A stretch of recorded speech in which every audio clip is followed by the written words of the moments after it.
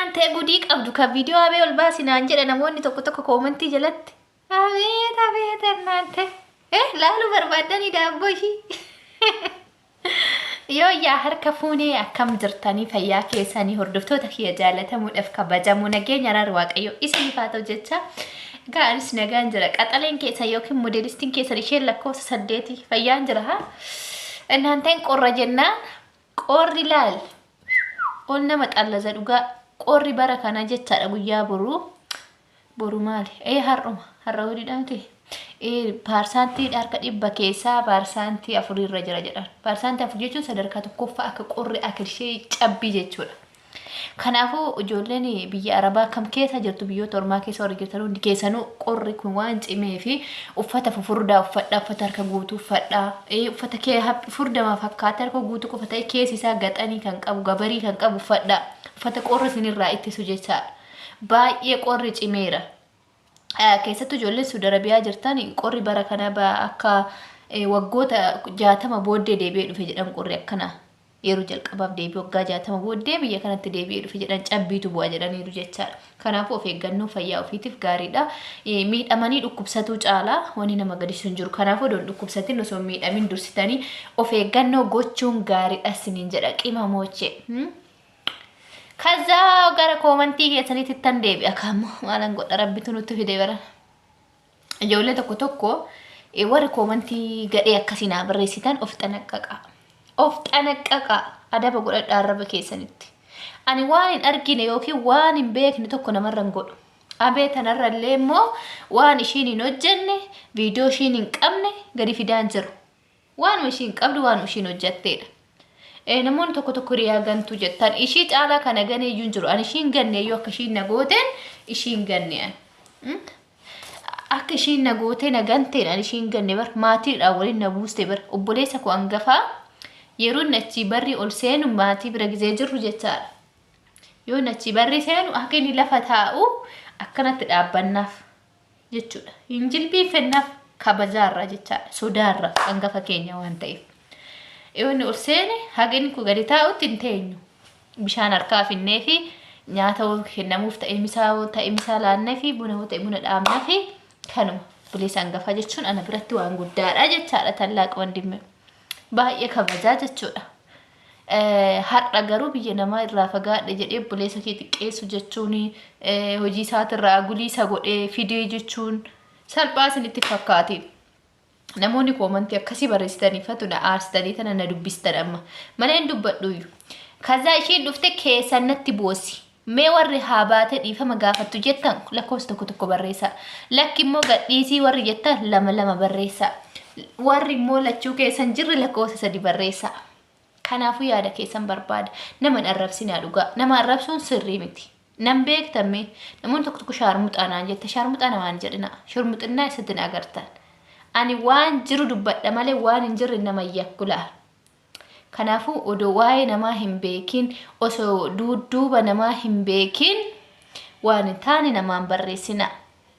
Kanaafuu abeeloo fi meetarii yaaddoo maatii qabdi laata obboleeyya faana maatii faana jirti xiqqoo yaada sanaa geeffattee baatu jedheetiri viidiyoo ishiin bira gaillee gadi dhiisuuf xiqqoome yaada gaabbitee of bartee viidiyoo baatee hojjetti jedhe eegeen ture rakkin orga galtee torbaan dabarte garuu viidiyoo baatee hin hojjenne dhiifama gaafanne yoo ishiin dhiifama gaafatte viidiyoo hin dhiisisa. So yoo ishiin baatee dhiifama gaafatte viidiyoon da'in postiin godhu jechaadha. Yoo ishiin dhiifama godhin immoo dirqama kaan obboleessa koo bari inni amma baranatti dhoogge viidiyoon isa harkallee jira. Isa harkayyuu gaheera viidiyoon laala. Waan isin hubachuu qabdan badiin eessa jira? Na bira jira moo abee bira jira? Kana cheekii godha. Osoo cheekii hin godhin hin haasa'ina. Namoonni commentiidhaan na arrabsitan mataan dhaabbadhu warri naan jettan miilli osoo jiru akkamitti asiin dhaabbatama? Mee akkamitti kun gadi akkatti dhaabbatan dhaabbatu? Kuni geengoodha hin konkolaattee kan qulaalii mataan hin dhaabbattu. Miilli immoo akkana waan ta'eef hin dhaabbata. Kanaafuu mataadhaan dhaabbatamu ishiin dogongorina. Namoonni tokko immoo maaltu si gashee naan jettan commentii jalatti dhimmi na gashee dhimma obboleessa kootitti.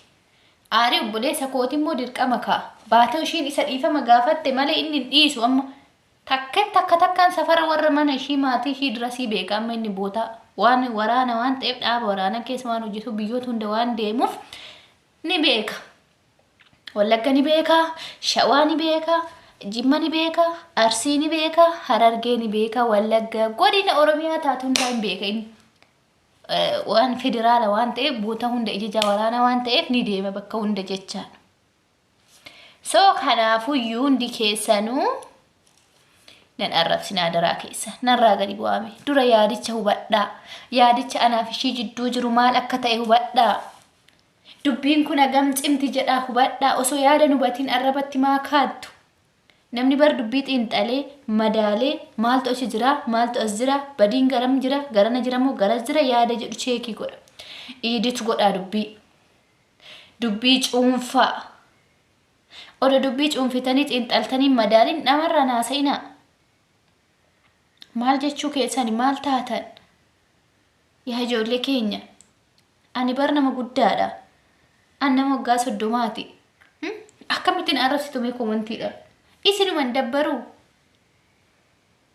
Gara mana 40 deeman jira maal taatanii? Nama arrabsinaa dhugaa hin arrabsinaa umrii namaan beektani. Tarii ijoollee kiyya ta'uu dandeessa warra jalan arrabsitan kun. Ndee maal taatan?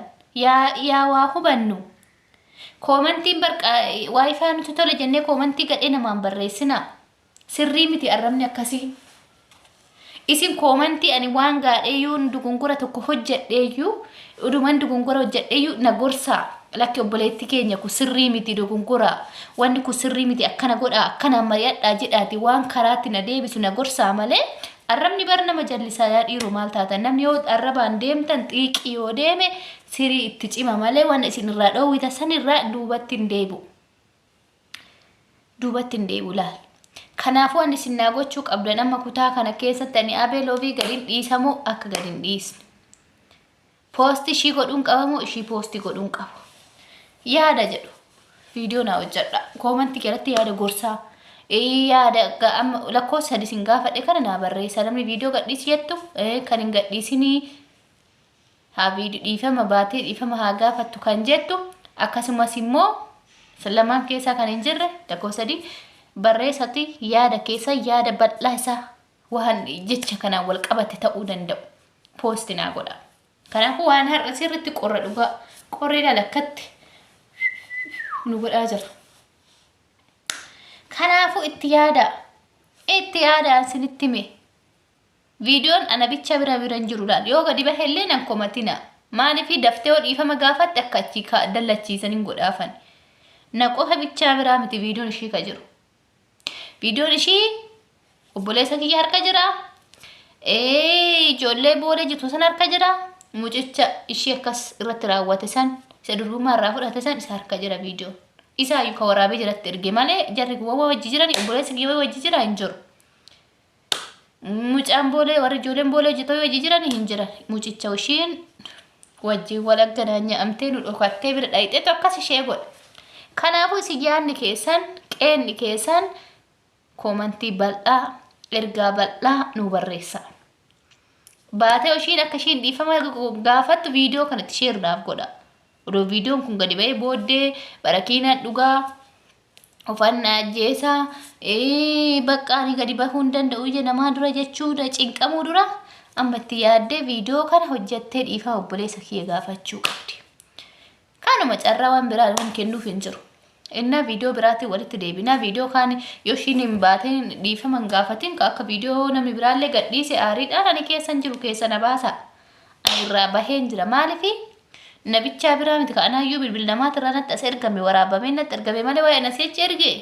Kanaafuu ana bichaa komachuun qabda yoo viidiyoo miidiyaa irrallee ba'e.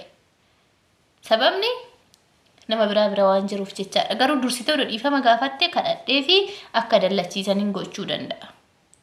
Kanaafuu obboleessi kiyya immoo hidhataa waan ta'eef biyyoota hundarra waan danda'uuf ishiillee to'achuu danda'a. Ani keessan jiru hin isinitti himee waan dhaggeeffataniif galatooma. Viidiyoo kiyya kana sheer itti naa godhaatiif biraan naa gaha. Booddee gaabburra hara dhugaadhaan bulu wayya. Nirraafatina chaawu.